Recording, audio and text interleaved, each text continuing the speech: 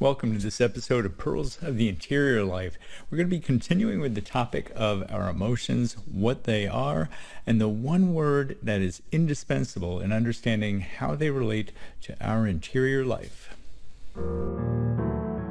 Our big goal is happiness in this life and heaven in the next. To achieve this, we need to stay close to God throughout each day.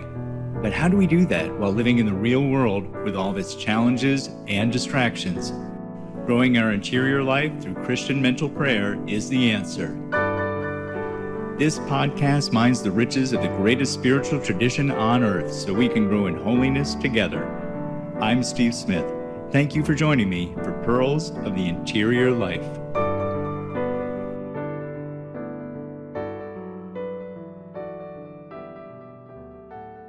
Circumstances. And we experience the emotion of joy. We delight in something when our circumstances meet our expectations. You know, we get the gift we were hoping for, a box of a dozen donuts, and great, there's joy. We don't get what we were hoping for, the circumstances don't meet our expectations, well, then there's no joy in Mudville. That's the emotion. Now, distinct from that is the spiritual fruit of joy, which is something altogether deeper and distinct, because the spiritual fruit of emotion, or the spiritual fruit of joy, we pointed out, has to do with our relationship with God. And it comes from knowing that we're aligning ourselves with God's will, that if we put ourselves in the center of His will, there's joy there, even in hardship, because now we're accepting that hardship, that trial, for God's sake, and the sake of our neighbor. We know that God is there with us, right in the middle of that trial and that hardship. And so, yes, certainly we experience all the other negative emotions that may come from it, the misery and so on. But yet, beneath all of that, there is that joy. There is that joy of knowing that we are united with God, even in that hardship. All right, so there was the distinction. Now, here at Interior Life, we are often very careful with the issue of emotions. We're circumspect with them, and even to the point of, probably being suspicious of them. And we do want to take some care here, not to throw out the baby with the bathwater and just kind of unilaterally push emotions to the side as these pesky things that get in the way. Far from it. Our emotions are a gift from God. They're a very important part, an integral part of what makes us human. So that's why we want to look more carefully, really give them the attention that is due, both to understand what they are and how we best engage them. So today in this episode, we're looking at what are emotions. Next week, given that we are all fallen, we're all broken, how is it that we go about healing and reordering and harmonizing our emotions? So with that, let's start with the basics of emotions and how it fits in to the human nature that we all share. So first, going back to Christian anthropology, as we always do, first we look at, let's start with our brains, the gray squishy stuff up here, along with our really thick skulls, some more thick than others. And our material brain, again, we share with lower animals, and that's where our basic centers of thought, cognition, estimation, memory come from. And then we always distinguish our spiritual powers, and these are unique to humans. This is where we're made in the image and likeness of God and His great powers of reason and will. And it is in our intellect, that's God's power of self-knowledge, and that's what begets His Son, the second person of the Trinity, and then their self-giving in love, from which flows the Holy Spirit. Where do emotions fit into all of this then? Are they just these things that get in the way of the functioning of our intellect and will, or are they something more? Obviously, we believe that there's something more. Now, we know that from the fall, our reason is darkened and our will is weakened. So our reason is by which we discern what is true and what is good. And then our reason should guide our will. Once we know what is good and what is true, our will is where we should then act on it, make our decisions, and see those decisions through.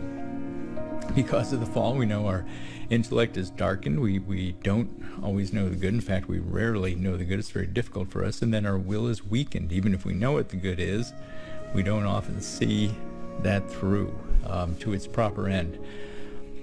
And our emotions can very often get in the way. We just get led by the nose by our emotions. We go by feeling rather than by reason. And so the emotions can play into that darkening of the intellect and the weakening of the will. And that's what we're going to get into next week.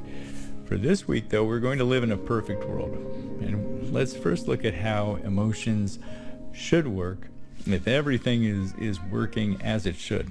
Well, in a perfect world, our emotions would work in harmony with our intellect and our will. We have that tagline with Interior Life of interior harmony and then eternal happiness, that interior harmony, everything working together. And how beautiful that is. We have a sense of that when everything, you just feel everything is working as it should.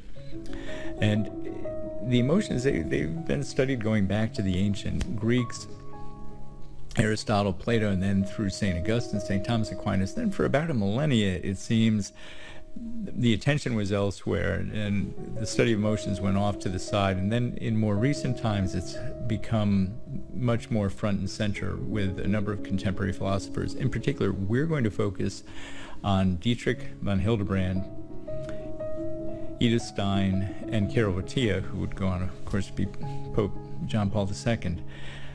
All of them have approached emotions and feelings from different angles. So it's really those three sources that are going to inform what we're talking about today. At first, it's helpful to characterize feelings, and we're going to use the term feelings, emotions, passions. All these are going to be interchangeable for this discussion. When we look at feelings, first we can distinguish between what we'll just call physiological feelings and spiritual feelings. With physiological feelings, these are things that literally just well up from our physiology. And it may just be if our responses to pleasure or pain or hunger. These are just those automatic things that just come up within us and really don't bear a lot of scrutiny. They can also be those things that it just come about in our psyche. You know, we just wake up and we're feeling kind of low today. Who knows why? We just feel kind of low. Or the opposite can happen. You just have one of those days where you're just feeling optimistic and energized. But these are, again, things that just sort of well up from within us, and we go about our day, we go about our business. And so we're going to call this physiological feelings. Spiritual feelings, we distinguish as those feelings that have an object, they have a cause, there's something external to us that is initiating that emotional response. And that's really where we're going to be focusing. And with that, we can further distinguish then different spiritual feelings. First, those that are purely subjective, where it is really just a function of how we receive whatever that external stimulus is. Let's take money. And say we come into a pile of money. Now, money in and of itself, that the external influence, the money coming in, money is neither good nor bad. It's really a function of our response to it. If we're very greedy, we're going to have inordinate response of joy. It's kind of an artificial joy, but joy just the same at all that money coming in.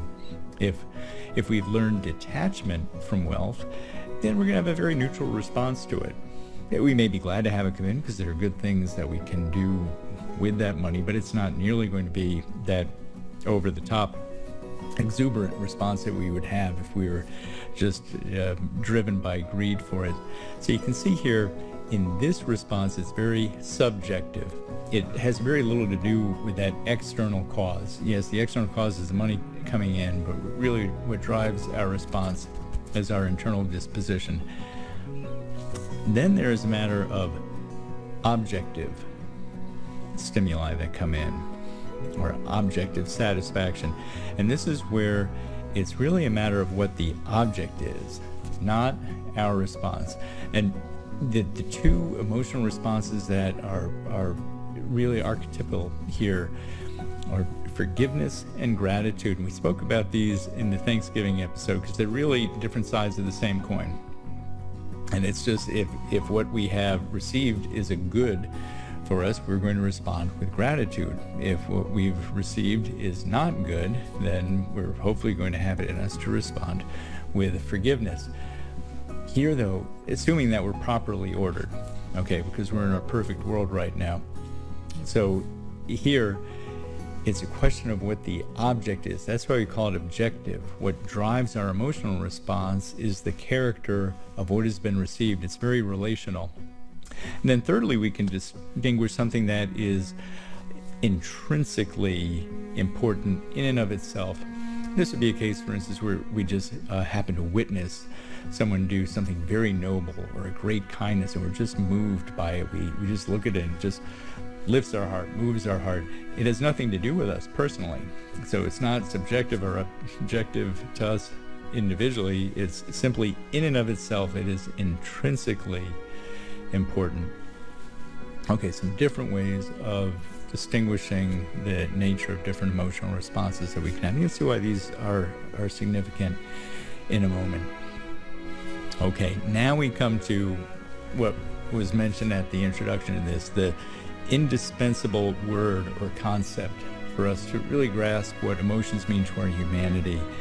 And here we're going to be particularly looking at those situations that are objective or external to us. And that word is value. That our emotions, the major role that they play in our interior, in our humanity, in our response to things external to us, is giving value to it, giving a gradient. It's the kind of landscape of our human interaction with things external to us, especially in relational situations with other people and with the Lord. So let's look at an example. What is our response to something new coming into our life? We can think of a few different things. You could have just a new possession coming in, a new car, say, or a new puppy, or a newborn, let's say our first child coming into the world. And our response should be somewhat modulated to those different external occurrences, and it should be different for each of them. You know, the new car, well, yeah, that's nice, that's a good thing, you're fine. Puppy, there's going to be a much different response, especially depending on us as an individual. For a gearhead, it might be a little bit different having the car come in than for someone who's a great pet lover. That being said, just about anyone's going to be well moved with puppies. They're designed to do that with their great big paws and floppy ears and whatnot. And then obviously a newborn coming in is a completely different level of emotional response. And make no mistake, I'm on board with the whole dog thing. In fact, here's a picture of our dog, Cruz. She's a rescue dog from West Virginia, and she's probably part hound, part pit bull, certainly some boxer in there, and quite a bit of mule. But you know, she's wonderful. She's the perfect dog for us. Karen prayed quite a while before we got her, and she's a part of the family. That being said, a newborn coming to the family, completely different, an entirely different level of emotional response. And this is where our emotions really come in. They give, again, that distinction of the value of what that event is and our response to it, and the whole range of everything that comes with it, be it the wonder, the awe, and the awe, and it can be in a very sober way. You know, what is the responsibility I've taken on here now? You know, both with a new puppy and all the care that it's going to need, and then certainly an entirely different order of that for having a new little life come into the world, and now the responsibility and care that is owed to that precious life, you know, for years and years to come. So this is where emotions really come into their fullness in our humanity. That, you know, we could certainly get by without them, but just what a dull world that would be. You know, imagine if we were only operating on intellect and will, if we just had this cold analytical distinction. Here is a car. Here is what I need to do to take care of the car. Here is a puppy. What I need to do to take care of the puppy. Here is a human. Here's what I need to do to take care of the human. Who would want to live like that? As opposed to having an intellect and will that are informed and modulated by this innate emotional response when it's properly ordered. And that's a key to the issue of emotion. That is something that comes up from within us, similar to our will and how it relates to the natural law. There's our intellect, I should say, and how it relates to the natural law. We don't need to be told that murder, that lying, that stealing, that these things are wrong. Our intellect knows these things already. Similarly, with our emotions, we come with these to a certain extent already formed in us, of telling us what it means to be a human, how to respond to certain situations. Now, how exactly our emotions work to support our intellect and our will is something that remains a mystery to an extent. Again, Christian mystery. It's not something that's just obscured and, we can never understand this. It's something that's so grand, we can never fully penetrate it. So the exact mechanism by which emotions guide our intellect, support and strengthen our will, this is where, if we look at our three different guides on this, they all have different approaches.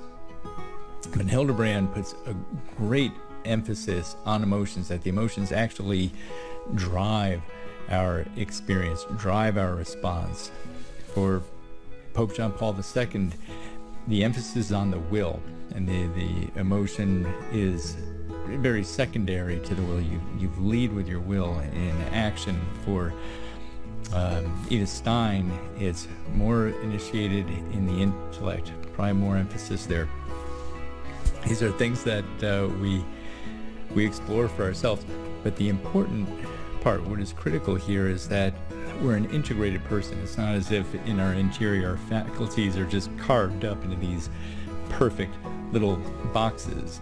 These are beautifully integrated, especially the more that we cooperate with them to harmonize how they all work together.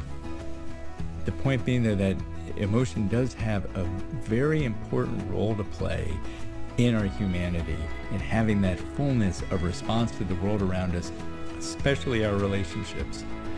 Which brings us to our last point, which is what prayer can tell us about our emotions and how they're supposed to function. Our prayer life, as it evolves, we start out in meditation, that is discursive meditation. Discursive meditation, we're moving from topic to topic. We're just coming to know God, especially coming to know Christ in the Gospels. And we're spending time with that. We're spending time with these different stories, these different events in salvation history. We're meditating on it. We're meditating. We're thinking about it. We're turning it over in our minds. What does this mean? Why does Jesus say this? Why does he do that? What does it mean to me now? At some point, and it's fairly universal how this evolves for people, at some point our prayer starts to simplify. We start getting that own personal feel and relationship with God. It starts to come into focus for us, and what evolves is what's called effective prayer, effective meditation, and effective as in affections, feelings, emotions. Because what happens is we really come to know God and come to know him personally in our life. A lot of that thinking is replaced more with the response to it. It's just feelings of wonder and awe and gratitude or repentance. It's more the emotions that come to the front, and things become very quiet. It's effective prayer. And, what do we say when someone does a great kindness for us, and we're just so taken by surprise and overwhelmed by it, we say, I don't know what to say. We say, I don't have the words.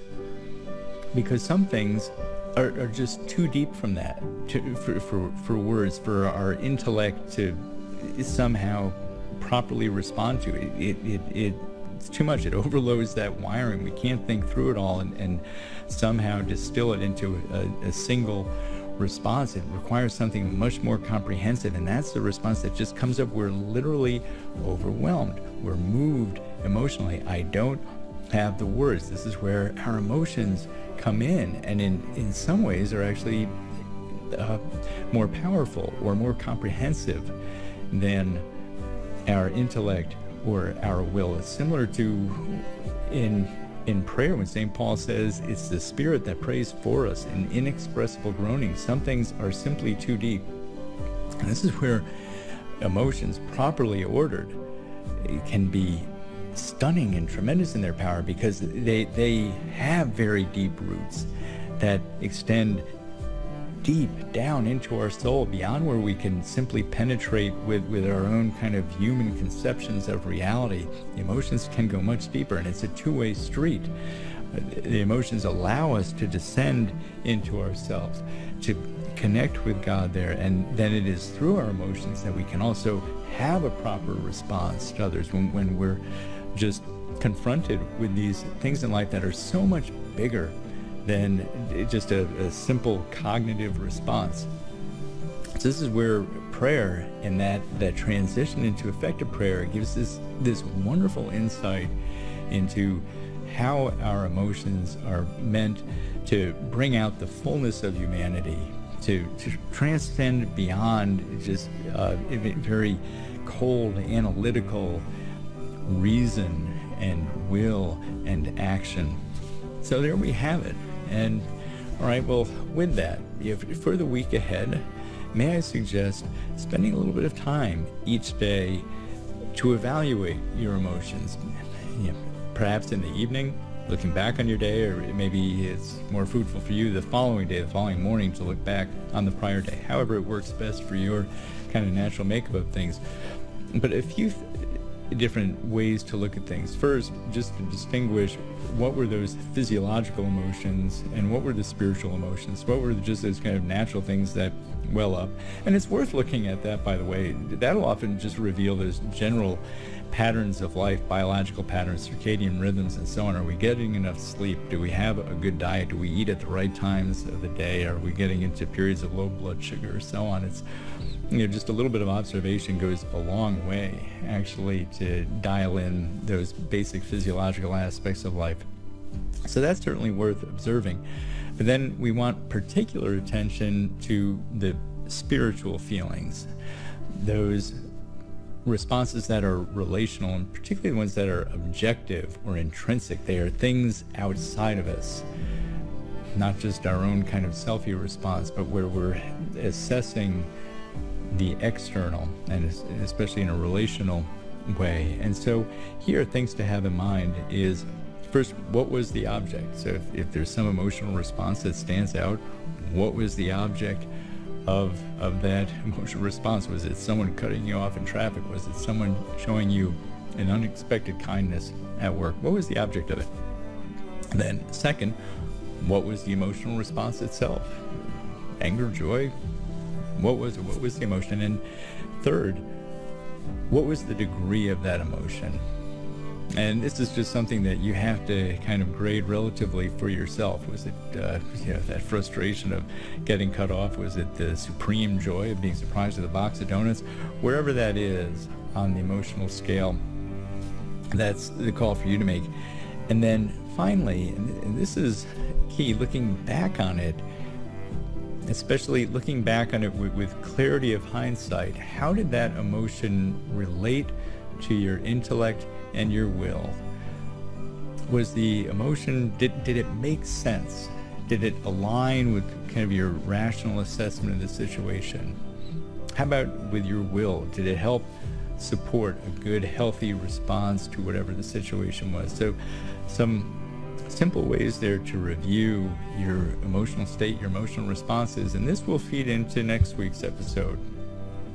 As we noted, we're all broken. Our emotions are disordered and they're disharmonized. They're often in conflict and in dissonance with our intellect and our will. So having that background to work with will be very helpful going into next week, when we'll look at very practical ways to bring our emotions into alignment, to get the most of them for that human flourishing, so everything is working together.